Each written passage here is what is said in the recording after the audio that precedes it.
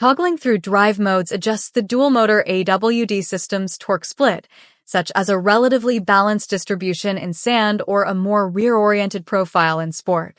Gravel roads are where this Ioniq 5 really comes alive.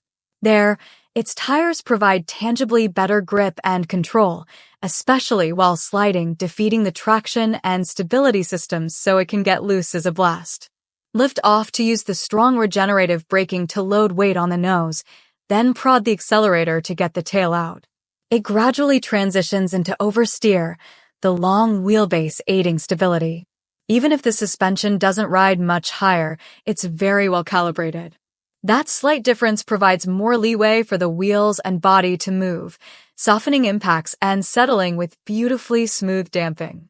Despite its added capability, like any off-road themed model of this type, the Ioniq 5 XRT will almost assuredly spend most of its time on pavement. There, the raised suspension provides a more commanding view of the road, like an SUV should. But the open tread of the all-terrain tires can lead to increased interior noise, and their taller sidewalls tend to flex more under lateral loads, causing a less steady sensation when tracking through curves, particularly at higher speeds. This isn't to say that the XRT is excessively noisy or unsteady in a general sense, but only relative to the standard Ioniq 5.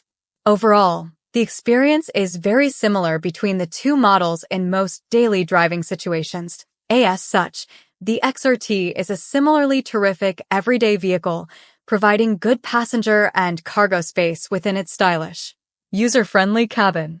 Plenty of real buttons balance the digital touch controls. Hyundai's updated infotainment is quicker to respond and better looking, and its navigation's en route charge planning is much improved. Our instrumented testing regimen revealed how much differently the Ioniq 5 XRT behaves at its limits as opposed to our previous long-term model. Given that its motor output is identical to that of our AWD long-termer, it's no surprise the XRT was essentially as quick in a straight line. It accelerated to 60 miles per hour in 4.5 seconds, just 0.1 second off. Both versions posted a 13.2-second quarter-mile time, with the XRT's 102.3 mph trap speed just 1 mile per hour less. Also not surprisingly, the XRT's knobby tires led to some performance compromises. Its 60 to 0 miles per hour braking distance is 137 feet, quite a bit longer than the limited trim's 122-foot distance, which itself isn't a terrific result. Additionally, skid pad grip of 0.74 G average is far less than the limited trim's 0.87 G average.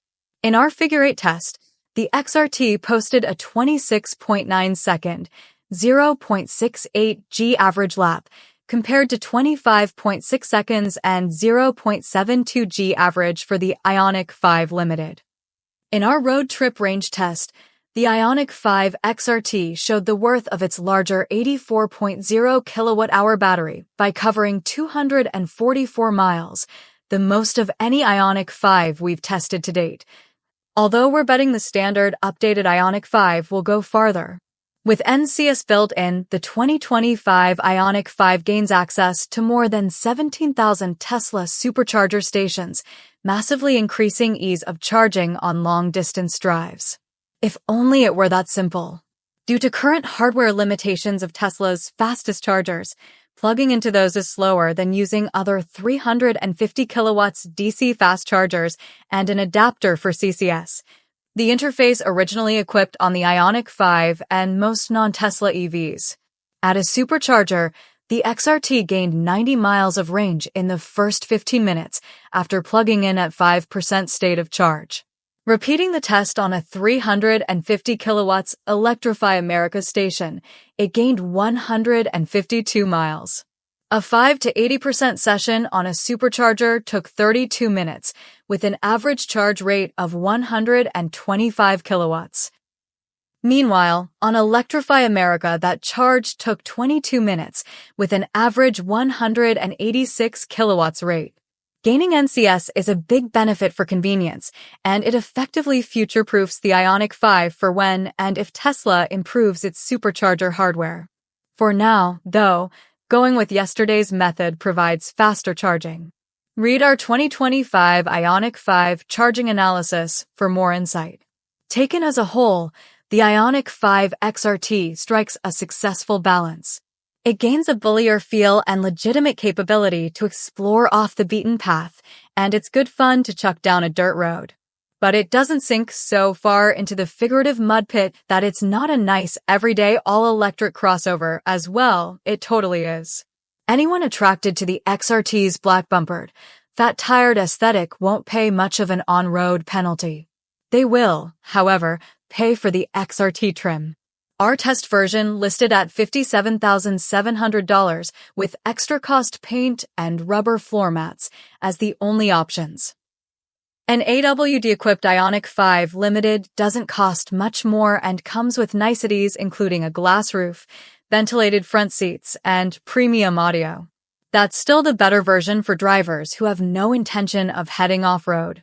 For those who do pony up for an XRT, though, they're in for an endearing, sweet all-electric SUV. Yes, an SUV.